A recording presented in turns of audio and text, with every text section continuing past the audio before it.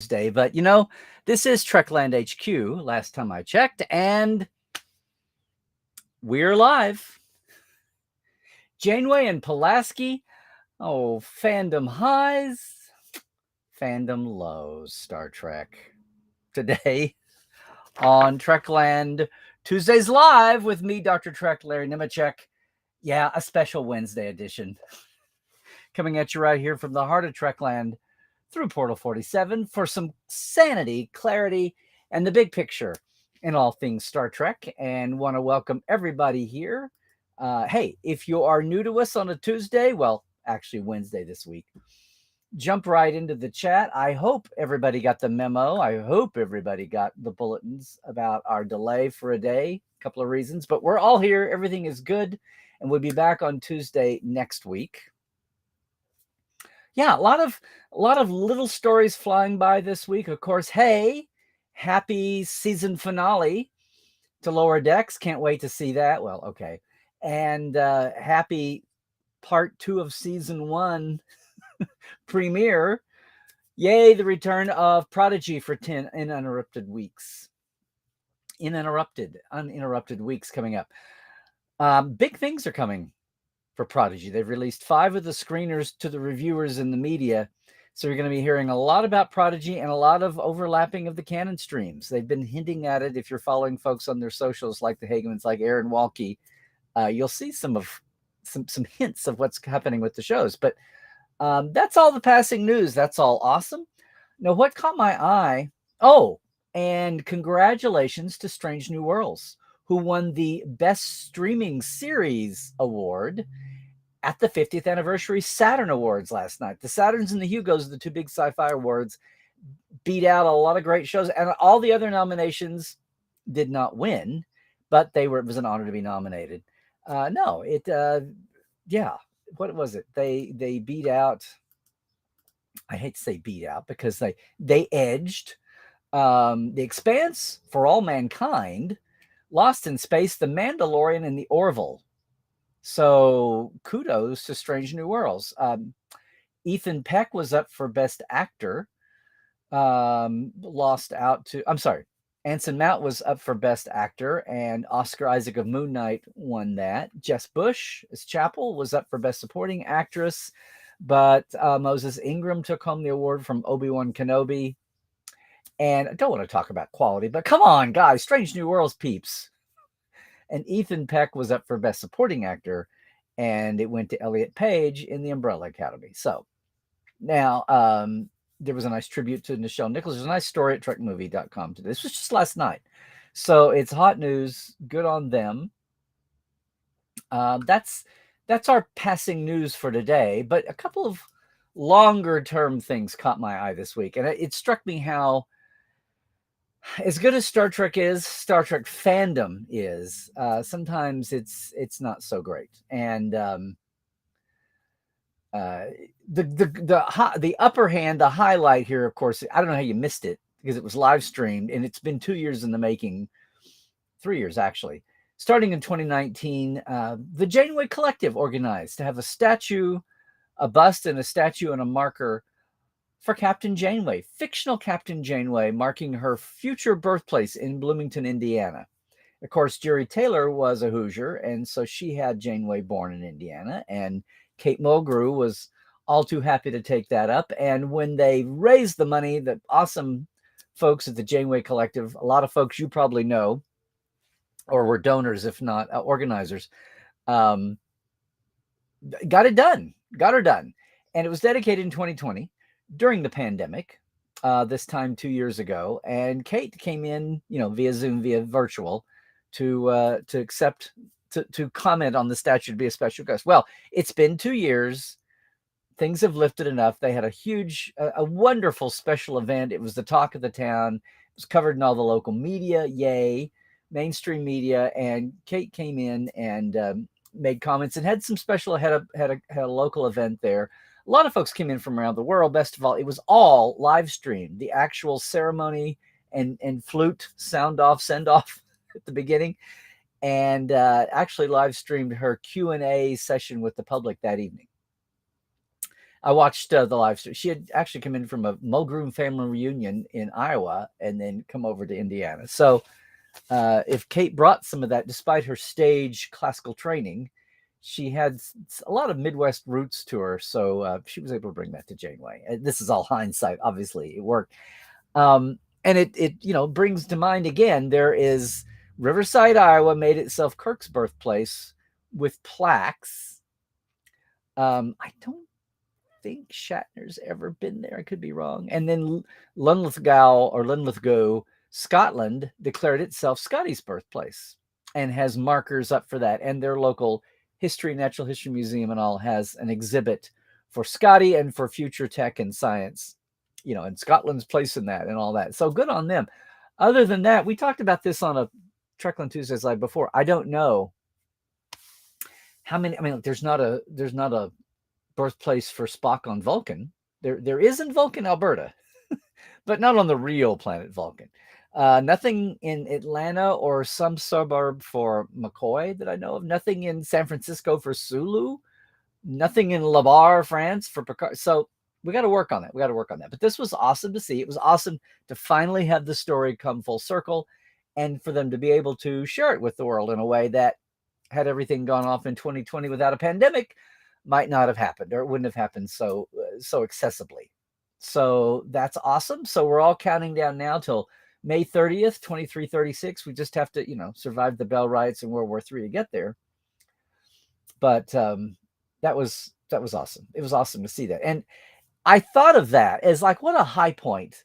Fans organizing, and yeah, it's a fictional character, but to honor, it's all the qualities and the characteristics that so many people, especially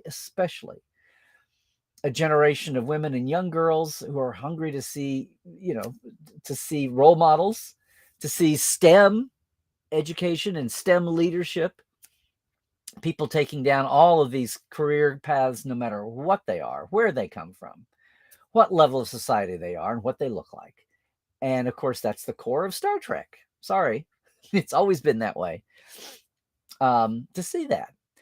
And at the same time, now this was may have been a little off the radar, but it troubled me because I had to go through 2 or 3 iterations. But aside, in contrast to the heights that fandom can aspire to can organize for and recognize and know that statue, by the way, and marker is right there permanently across the street from a big science complex, science museum there in Indiana. So in Bloomington. So it's going to be maintained. The Janeway Collective is still in the business of taking donations because it will be maintained. It's very simple, just a statue and a marker, but it'll need some maintenance. I don't know what the local deal is, but it'll need some maintenance.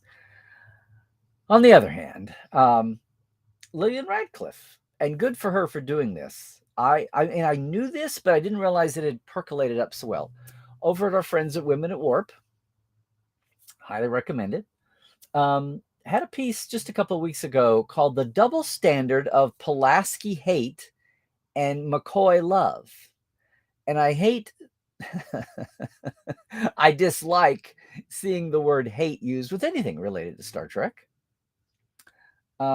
But she points up an issue, and for a while I thought she was going to go down another path, but it all comes to pass. But her point is well taken, and I didn't realize, and this may be especially among some of our, I don't want to say younger fans, but some of our newer fans who are watching everything not only in hindsight and watching it as just binge watching episode after episode, but also seeing everything after the fact, years later, and out of context. And of course, that's not just the original series. Now that's Next Generation and Deep Space Nine and Voyager and even Enterprise. We're now into 20 years since Enterprise, gang. So all the legacy series are going to be in this viewpoint. And her point was, apparently there's a lot of online hate, a lot of disgust aimed at Captain Pulaski's character.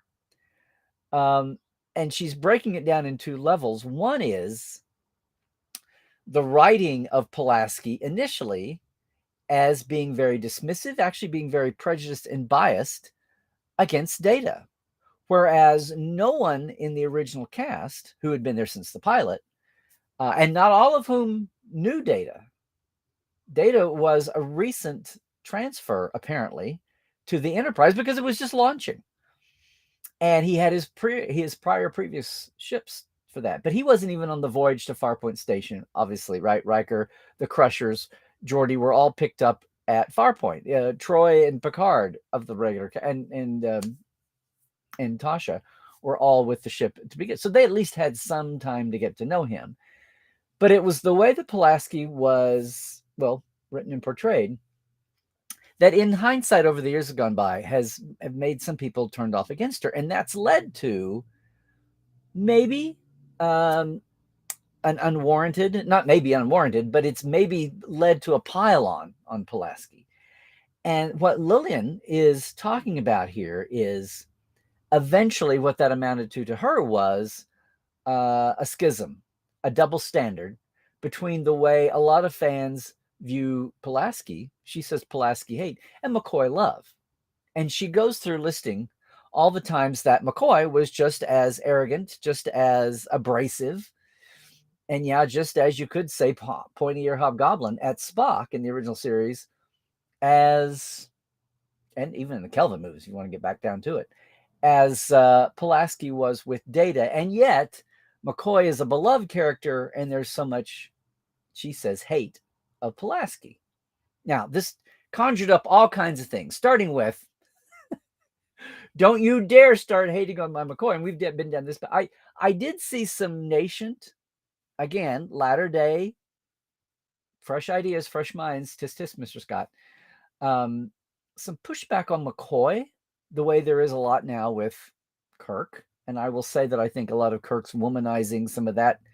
Look, we're dressing it in the 60s, and we've retconned some of that innocently. And you know what? As the movies moved along and you got into the 70s and the 80s, some of that was able to be tamped down a little bit. But we're left with the product of the 60s. I know, but even then, sometimes I think some of that is a little piled on. And if you look at Kirk as that was a strategy and a tactic that you would do in War and Peace, that the best operatives do, and we expected so much of those Starfleet crews. They had to be scientists, and they had to be soldiers, and at times they had to be intelligence officers.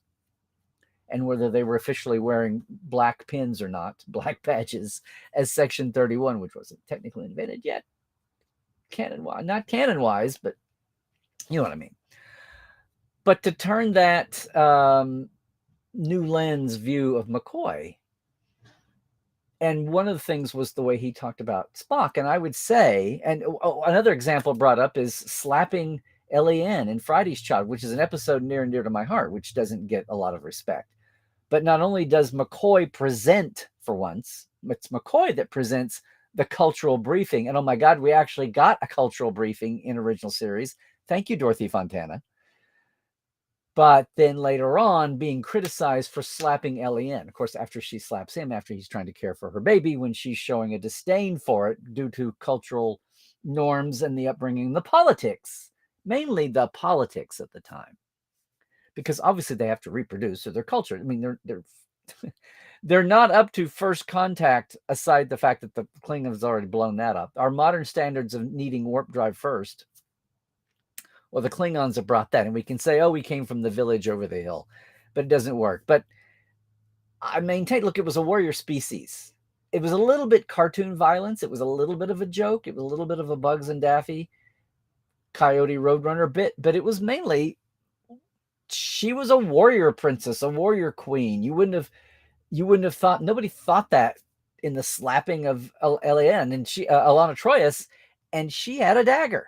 I mean, nobody frisks down LAN to see if she had a weapon. At least she put a rock to good use later. So, and there have been some times in the last few years I've seen some of that fresh look at McCoy. And hey, I'm always up for a fresh look. But in this case, I really thought it was misguided. And look, in the end, the doctor was able to help his patient to the greater good. Eventually, she would want her son. Eventually, she would raise her son. Cooler heads prevailed, in other words, in the heat of the moment. Other than that, though, I've seen McCoy talked about the way he does talk to Spock. And the thing I would say to that is, as we have just seen on Twitter, sometimes friends talk to each other in interesting, jokey ways. Looking at you, Robert Beltran. Okay, fine. We all take away from that. The thing here is that I'll never forget my first time through. Well, maybe it's the second or third time. It took a while to soak in the importance. But in Amok Time, after a season of not only developing McCoy as a breakout character, thank you, D. Kelly, and the Spock McCoy banter relationship growing and growing, becoming something much bigger, something completely unplanned. Nothing like it until really what we saw Dax and Worf on DS9 kind of jump off the screen. Nothing like it until then. An unplanned relationship and chemistry. And if you needed any convincing, what blew up the first season? Well, number one, D. Kelly getting top billing above the line for season 2 and beyond. And number 3, the first season, the season premiere show, Amok Time, where Spock turns to McCoy and says, I would also request McCoy to accompany me to the planet for his Ponfar. This is Spock already in Plateau. So that's how clear he's thinking through the blood fever. So all of that, and some of this is under duress. Sometimes they're being affected by, whatever.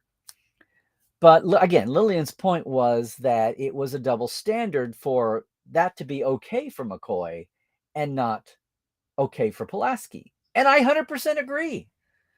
I totally I wasn't aware of this building post original run, this in hindsight context. Again, some of this context building up against Pulaski. Can I just say, number one, that was the intent.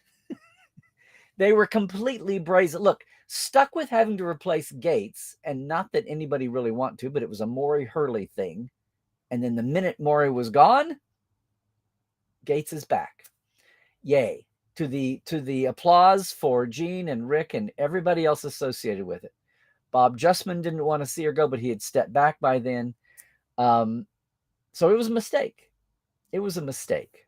But given the fact that they were replacing the Doctor, what do? They can't have a Beverly Crusher. They had to go with a contrast. It's always a pendulum swing. So what did? I mean, they unabashedly basically said, we're going to bring a female McCoy. That's the way everybody talked about it. So yeah, she was abrasive. She was brusque. She was a little, what do we say there? A little crotchety. Is that a female term as well as a male term? No, I know what the female terms are, and they're disparaging. But that was the intent. But to have her be a heart of gold, the whole idea of her being that way with Data, but then she bonds with Worf. Are you kidding me? And again, we're talking about the early episodes. Something, unfortunately, I mean, good for Gates, good for the Crusher lineage, but unfortunately for, well, the character of Pulaski, if not for Kate Mulder, was by mid-season, sometime after that, and you can blame it on the chaos on the bridge going on back in the writer's room, where Maury Hurley lost interest, where things were devolving. And it's interesting. I love getting writers from that time on the Trek Files and into Portal 47 because they talk about, it's hard to do it, but they talk about it. And without a complete document chain, which we still don't have, but we have bits and pieces, we get into that. I feel like the character of Pulaski was left to drift. And with a couple of notable exceptions, the Icarus factor, where we find out that she and Riker's dad got it on, Kyle.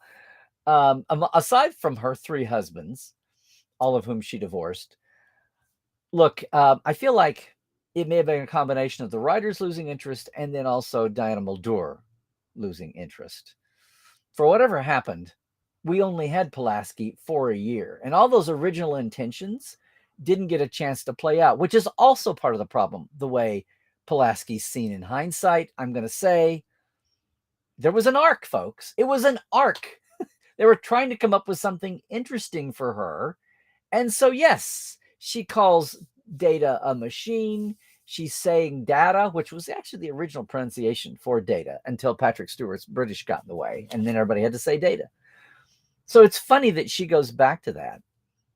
But the disdain, the dismissal, the second class, I mean, look, she was eventually, if that had really carried on, there would have been a major we got little pieces of it. We saw that arc start to play out in little pieces. It just never got a chance to play out because she was gone. But if she had gone down that path, there would have eventually been a call out by Picard, or maybe Riker, or maybe Data himself. In fact, Data does defend himself to her in ways, especially this is the season of The Measure of the Man. So you can look at that development. But for people to, again, short-sightedly maybe pull one or two earlier moments out of context, look, this whole thing reminds me of the hate thrown at Will in the first season, which was doubly damning because he was a 16-year-old kid. This just killed me when I would read Far Off Conventions when he'd almost basically be booed off the stage. Number one, he's 16, but number two, boo the writers. You don't boo the actor. Now, in this case, I think Diana Muldaur's been around the block once or twice. She's beloved for her original series roles, especially Miranda Jones. Is There in Truth No Beauty, which is getting quite a renaissance thanks to Zero over on Prodigy, and with the Medusans. I think Diana was big enough to defend herself, and I think a lot of it was in-house chaos, and some of that. It's going to be interesting. She's been reticent to talk a lot about it, but she has at times in some of the documentaries that are out there. But basically, it's a promise begun that was never fulfilled for anybody involved. Now, unlike Will, who really internalized that, I mean, I'm sure she had to a point, but she just said, guys, I'm out of here. And she began the show, remember, as a special. She's inside. She was never above the line. She never got residuals. She was not in the opening credits, is what I'm saying. She was always a top line, special guest star the entire length of her day for her year. And maybe the whole thing was an experiment, and that's designed. I've never been able to talk to anybody about that. Still like to. But Lillian is right. If that's really what's boiling up here, my point is also, and I am not giving a pass to any of this. I'd love to see some parameters about what the actual, however we can do this. What are the numbers? What's the math around this feeling toward Pulaski? In the 55 years of Star Trek, I know this is not everybody's hill they want to die on, most people's, but some people feel very strongly about this. And, when it crosses your radar, when it crosses your path, people might have a strong opinion to say. I don't know what you think. But the fact that she wrote a piece and brought the attention to it shows that it's out there. I don't think she's overreacting. I think it's the morons that don't get Pulaski that are overreacting, and they don't get the business of, sadly, what was going on behind the scenes. And the fact that I think had Pulaski continued, as I think was already starting to happen, that whole turnabout attitude to Data would have been followed through on. Jesus, they were just trying to give Pulaski something unique. They were just trying to give her some texture. Texture, not trivia. So, yeah. But if I see people speaking out that way, that I hate Pulaski, hey, it's fine. She's an actress portraying a role that was written by writers and creatives and produced, and it's meant to get and engender a reaction in audience. Piece of art's the same way. A play, a movie, a performance, music. It's all meant to not put you to sleep, to get some kind of reaction. And the original designed reaction that Pulaski was supposed to have was irritation. And then we get to see her. It's Star Trek. And we're going to see her evolve. Boy, this was a long time before Odo and Quark and Tom Paris and Ensign Rowe. I mean, go down the line there. I'm sad that it never got a chance to come to fruition. I am happy that at least, if it didn't, that it brought Gates and Crusher back to the show. But that's all a side issue to what we're talking about here, what Lillian was talking about. So please, let's talk about, it is a double standard. I don't know how many people hating on Pulaski. There's so many people now that have nothing to do with the original series. I don't know how much of that overlaps if she's going to conflate these and say it's unfair. the Pulaski hate and the McCoy love. Let's not denigrate McCoy, and let's not denigrate Pulaski. Let's lift them both up if they both need to be. Whoever needs to be lifted up, let's do it. And let's remember that, as we have seen, Starfleeters are far from perfect. That was kind of the battle line around Gene and his characters that it took years to get to anyway. And the solution was, let's just have DS9. Let's just have the Maquis. And then finally, let's just have Lower Decks and show that, no, everybody aspires, but not all meet the bar. They're not all crews of the Enterprise. And even then, there's some awfully damn worthwhile folks. And it is still aspirational to be a part of Starfleet. All right, what do you think? I don't know if you saw that article or not. If you saw the headline and didn't read it and wondered where it went, if it was going to bring down McCoy in defense of Pulaski, it's a very good list of all these kind of references back and forth. But the bottom line is, it's sad that it had to be written at all, because just like the hate on Wesley in season 1, it's undeserved, and it's people not getting, not understanding that the greater history of Hollywood interfered with what the ideal little fictional narrative was supposed to be, as happens so many times. So I just wanted to put that out there. But good on Lillian for if the Pulaski hate factor has grown to be that large that it demands a piece like this to be written, then so be it. And it says you can extend that all around the franchise, and to geekdom, pop culture, all up and down the line. All those folks who were nominated at the Saturn kind of fall into this. All their shows, all their series fall into this from time to time. But yeah, so that's, to me, was pointing out the downside of fandom, which I feel like lately we've not seen in the crisis of the week and the controversy of the moment. Things have felt smoother sailing and maybe even a little more boring. Boring is good. I'll take that. Exciting and fun in my Star Trek is always preferential to the goofy controversial. I'd like that. And another thing that shows, while I'm on it, the good of fandom is Trek the Vote is back. And here in the US, we've got elections in 2 weeks from yesterday. And Trek the Vote is nonpartisan. They surfaced in 2020, just trying to get people to volunteer to protect democracy, whatever the party line is. And you can go check them out. They're basically connecting fans wherever they are. They're using the little Starfleet moniker again. This is not an official CBS entity, but CBS or Paramount entity, but they're within their within their fair use rights. Basically, it's just helping fans find a way, if they want to, locally or across the country, if there's some kind of remote way to do it, get them hooked up with election needs, like poll workers and observers, all that kind of thing. I mean, the unarmed, the traditional version of poll worker, not poll intimidators. Can we get that clear? Anyway, you can find them at trekthevote.com. It's actually trekThe.vote, but I didn't do a sign because it's only 2 weeks, and you want to help that out too. Again, Prodigy is back this week. Yay, Lower Decks' finale. It's going to be awesome. And Lower Decks is back for finally their next 10 episodes. And that also means we've been catching up. You can catch Cadet Alice over at my YouTube channel too. So that's, Larry's Trekland over on YouTube. And check out Cadet Alice. So I don't know. What do you guys think? Did anybody else see that piece? Did anybody else watch the Janeway statue? Again, it was kind of a juxtaposition of like the good of fandom, the good fandom can do, and the fandom moments that happen out there. And, what have you. Today, gang, I'm going to try to start limiting. We're going to hem the shows down to an hour. So I know everybody's been in chat here. I'm going to try to really, really, really look for questions in chat and major comments. We're going to take a really quick break here in just a second. We'll get some actual Parrot Analytics ratings we'll get to really quickly. But hey, I want to remind everybody that to be paying attention. Coming in November, our 7th anniversary open house for Portal 47 is coming up.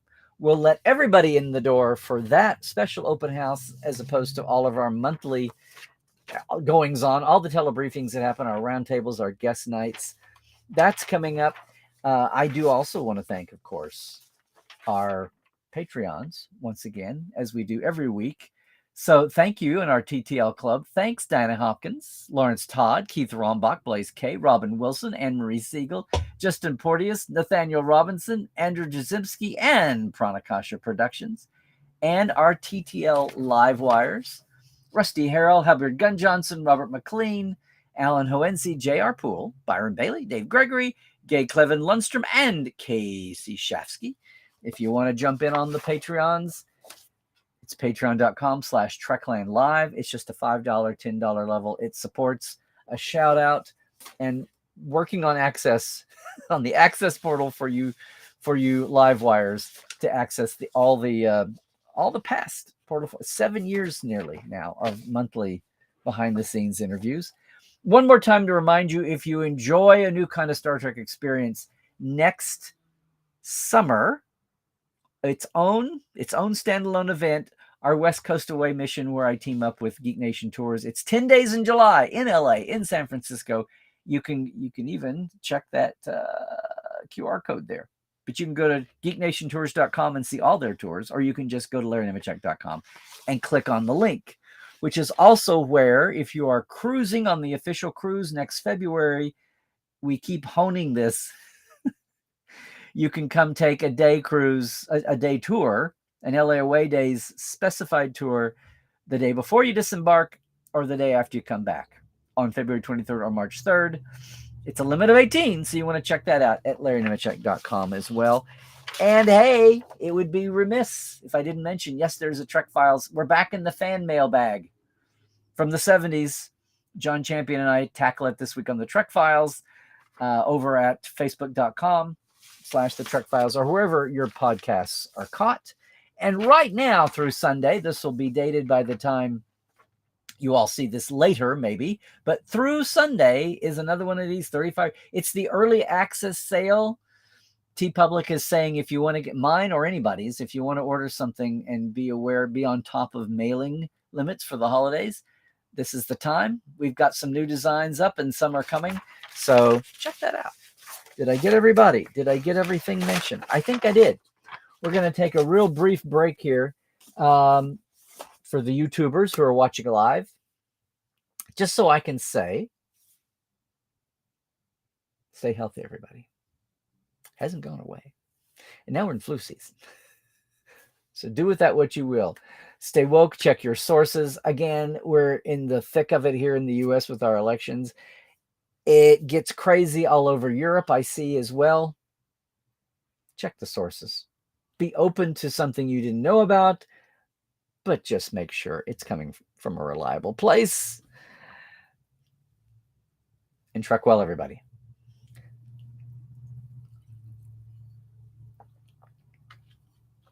All right. Now, we're going to look quickly at here's the deal, Parrot Analytics.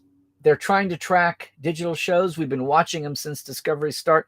We're going to keep this to about an hour today, gang. But I do want to let you know, since they finally put up new ranks, and I think maybe Parrot is going to go with calling them weekly, but they're actually posting the normal average demand expression show rankings from the US, the top 10. I'm going to do that every other couple of weeks, but we'll still be checking in and we'll check on the shows. This week, if you're curious, at 74.3 times the popularity of the average show, of the hundreds they check on the streaming side, as they do with their online algorithm, because commercial ad rates mean nothing when there's no commercials, like the Nielsen's measured for the past 5,000 years. So Stranger Things is still on top at 74 times. Rings of Power is next, down at 43. Then Handmaid's Tale, She-Hulk, Cobra Kai, Andor, Mandalorian, the Jeffrey Dahmer story, The Watcher, and Marvel's Daredevil. That's the top 10. Marvel's Daredevil is 10th at 27.8 times the popularity of an average show. They're all coming and going. Overall, Game of Thrones, my God, is still number one at 106 times the average. Then Stranger Things, the only streaming show in the top 10 here. SpongeBob, Saturday Night Live, Walking Dead, House of the Dragon, Breaking Bad, Simpsons, Rick and Morty, My Hero Academia. Again, this is basically the internet traffic and mentions. So whenever you write about Star Trek, gang, come on, any of the series, hashtag it. So it shows up in the parrots.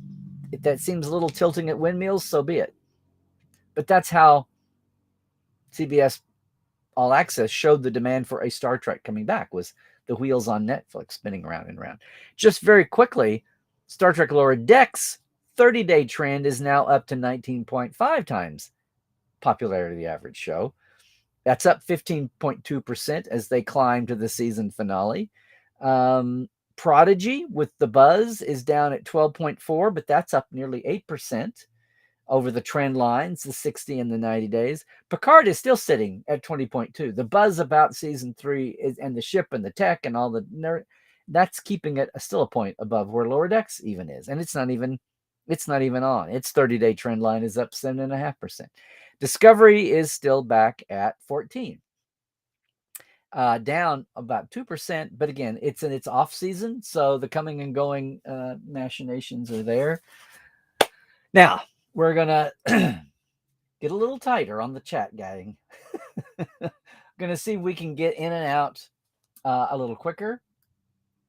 I'm gonna be looking for actual questions and actual new folks. So all of you TTLers, love you to pieces. Thank you so much for being here every Tuesday. And feel free while I'm talking, again, everybody get your hellos and howdy do's and weather reports and all of that. Please check in. I love seeing that. I'm just going to scroll until I see, we'll start out, an actual question or some comments. Andy Tay, I think you've been with us before, but thanks. I think you have, but if not, welcome. I know that the Wednesday-Tuesday shift might have caught some people. Yes, and I'm just going to say it, Marina, to see Kate walk in and see what?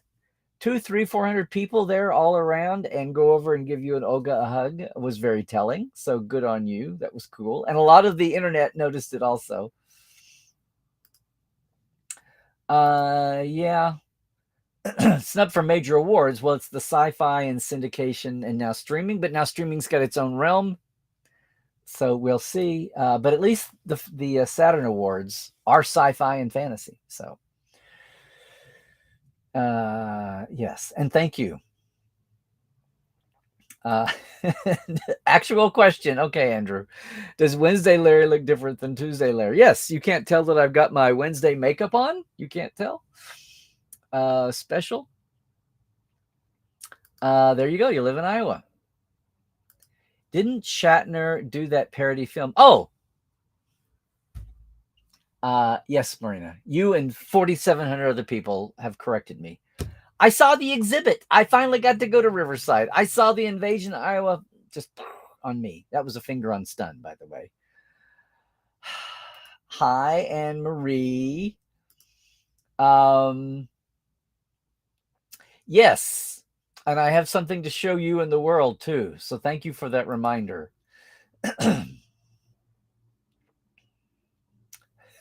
Thank you, Christoph.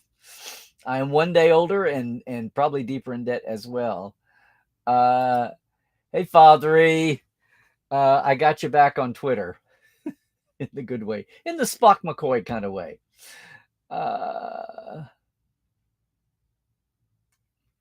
The California University in Pennsylvania.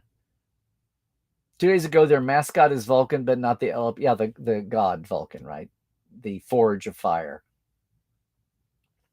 Trying to do a real-life marker for Leonard in Boston. Yeah, not for Spock, but for Leonard Nimoy. So, yeah. And somebody wants to do something for Cisco in New Orleans. So this could be the next wave of fan activity, organizing these kinds of things. Oh, it's a children's science museum. And yes, you're absolutely right. So thanks for pointing that out. And thanks for sharing all the pictures that you shared, too. Dave, you were there, too, as well. Yay. I envy you guys.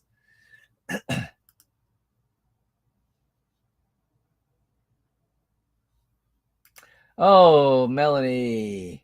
6 months and countless phone calls. You finally got things straightened out with switching from Medi-Cal to Medicare and finally resolved an overpay. Well, I'm glad.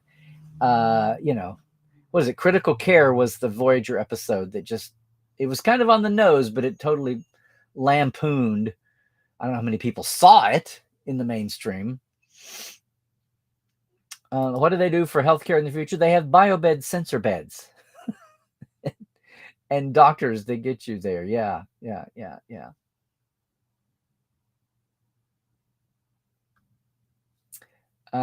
Thank you for the yes, the foreigners observation there. Which America is so huge, it's very it's very easy to be provincial, live in the middle of the country, and not be aware of what everything. Well, that goes for far beyond healthcare, obviously.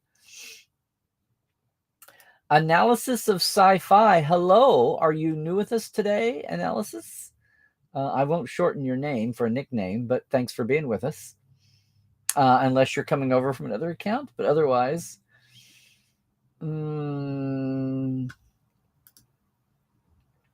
see a number of people ponder whether McCoy was racist. So to some extent, he shared in the same backlash as Pulaski. It's overblown. The banner reflecting how cross-cultural. You know, he goes back to Uhura telling fake Lincoln she doesn't mind being called a negress because she gets it of his time. She understands his time, and she doesn't live on that now. Mm-hmm.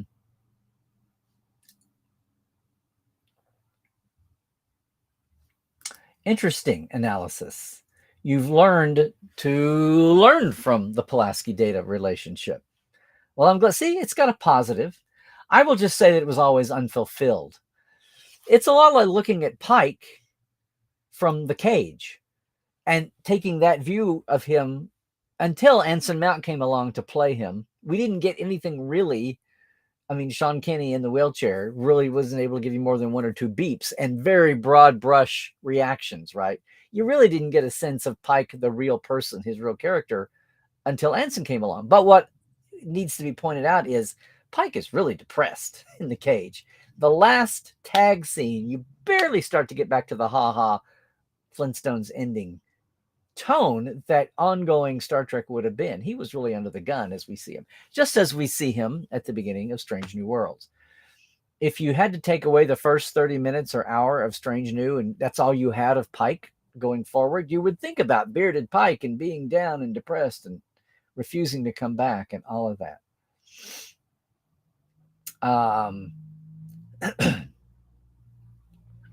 Well, I didn't set the timer. You're surprised at how Picard treats Pulaski. It's awful. Well, that could be latent residual missing of Beverly. I don't know.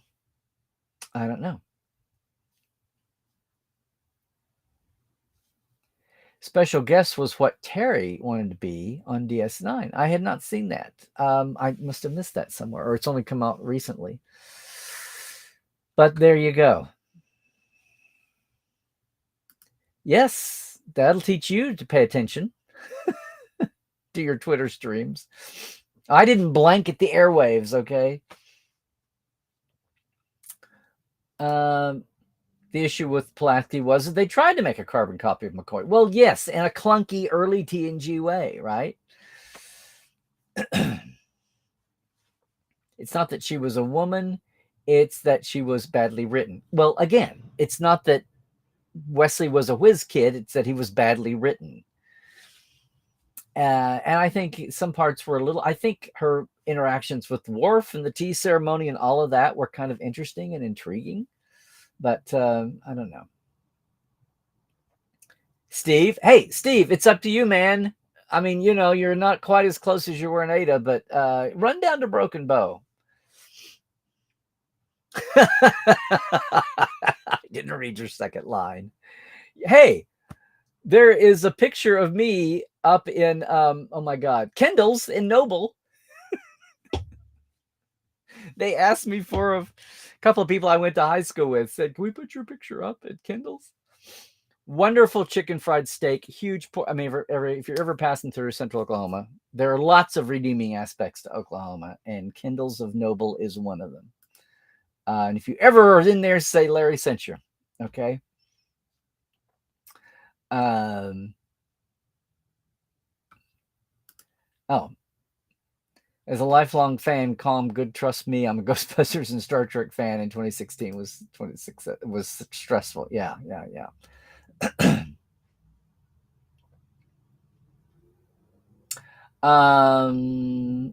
Okay. I see. It's been an interesting time.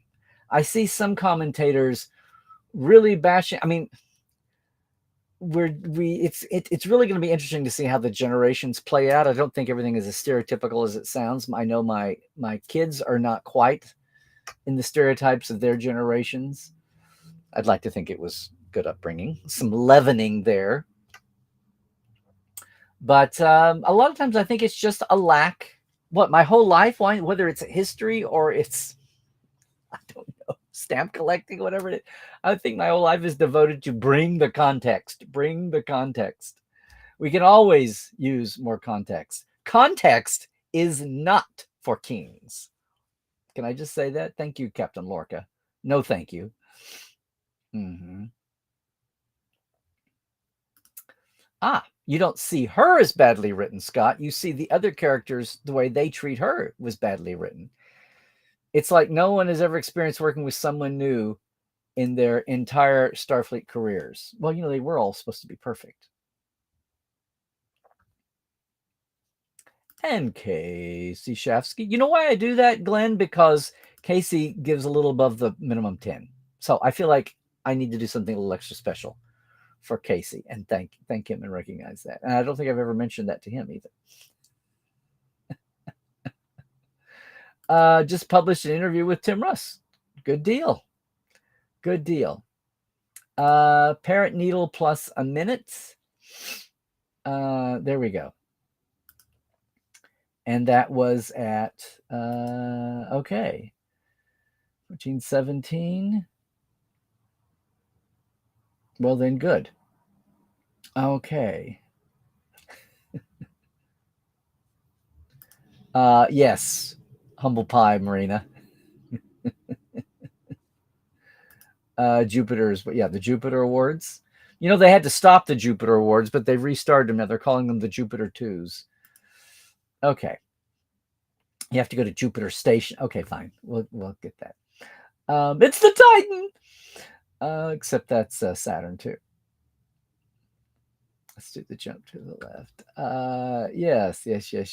Hi, Christian. Glad you could make it over on to Wednesday. The Parrots gave Discovery a big bump after the teaser trailer. Everything got a good bump. Yeah. Heaven forbid, can we live in a world where most of the feelings about the modern Star Treks are positive? What cool. Well, I'm glad you found your way back, and I'm glad you found your way to a weird Wednesday.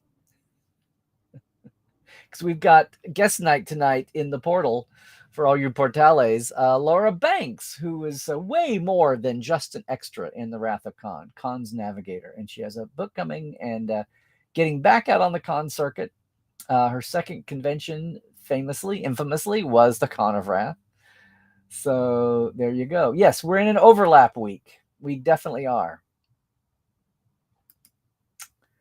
Thank you for that reminder, John.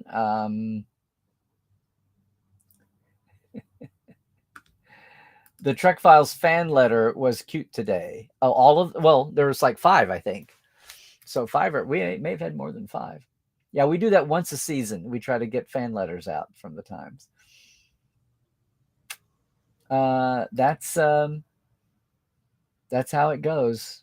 That is how it goes. Despite the best ones, we need a noble plaque. Okay, Steve, I am appointing you chairman of that committee. Yes. Yeah, we need one at Slaughterville. That's what we do. Yeah.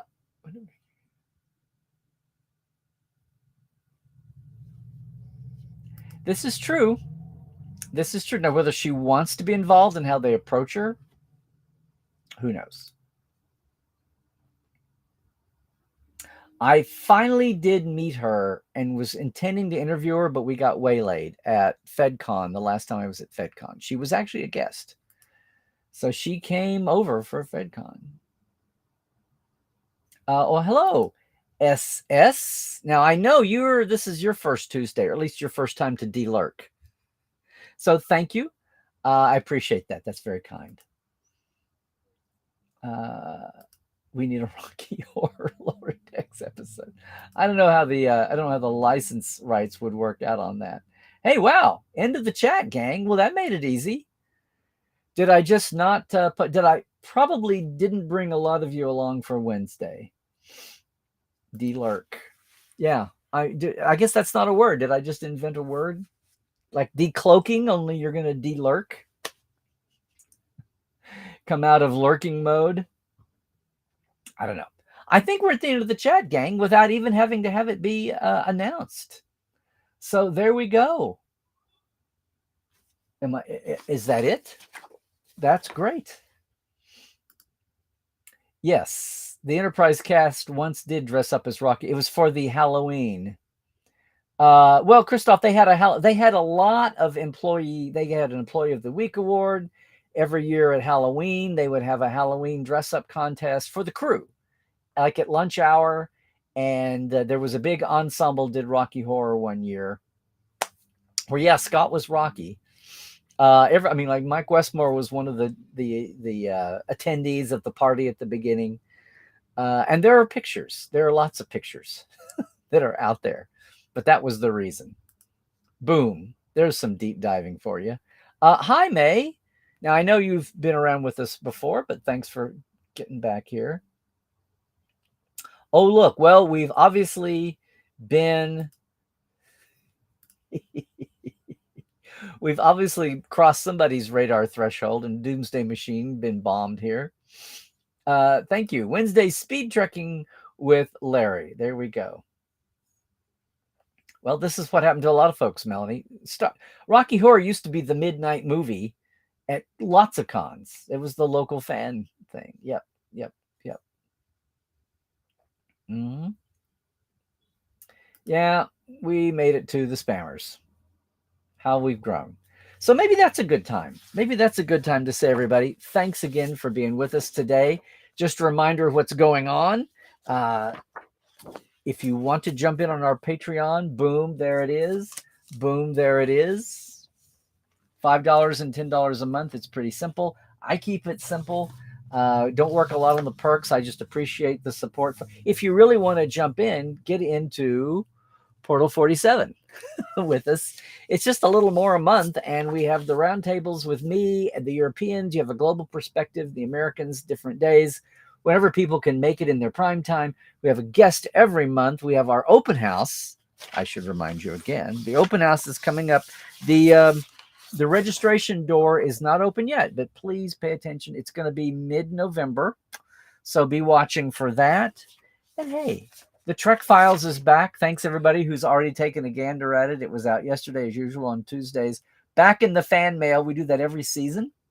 This is our 9th season's half a year. This is our 9th season for the Trek Files, speaking of which. Our 7th anniversary for Portal 47. And hey, yet another sale, a pre-holiday sale for in TeePublic. You can go to everybody's store in TeePublic, including Trekland, and get some swag. We've got some new designs up and new things coming. That's happening. And once more, if you're cruising next year on the LA cruise, or even if you're not, if you're in LA and you want to come in, there's no requirement that you be an official cruise person, but it's set up for so many people being in LA because the ship docks from here, as opposed to usually the way it is in Florida. So they're on the West Coast. I thought, why not offer a big group tour for everybody? So come and do that. You can see that and info on our big 10-day West Coast away mission in July. All of that's at LarryNemechek.com. All the socials, Larry Nemechek on Twitter, Larry's Trekland on Facebook and Instagram. Fun stuff on Instagram. And if you're not on YouTube, like and subscribe us over there too as well. Speaking of the best of fandom, Prodigy is back, and that means that I've been racing to catch up on Cadet Alice episodes. So we finished out season 1 as of today. Alice and I did the finale 2-in-1, which is kind of thick, but we had a lot of fun with it. It's up as of now. That's over at Larry's Trekland on YouTube. Again, like and subscribe it. I appreciate it. Trying to get those numbers up and share it around. I appreciate that too. Hey, everybody, that's going to do it for us as before. We'll be back on Tuesday next week, normal. Just, stay healthy, kids. Do the things. Stay woke. Check your sources. And yeah, trek well, everybody.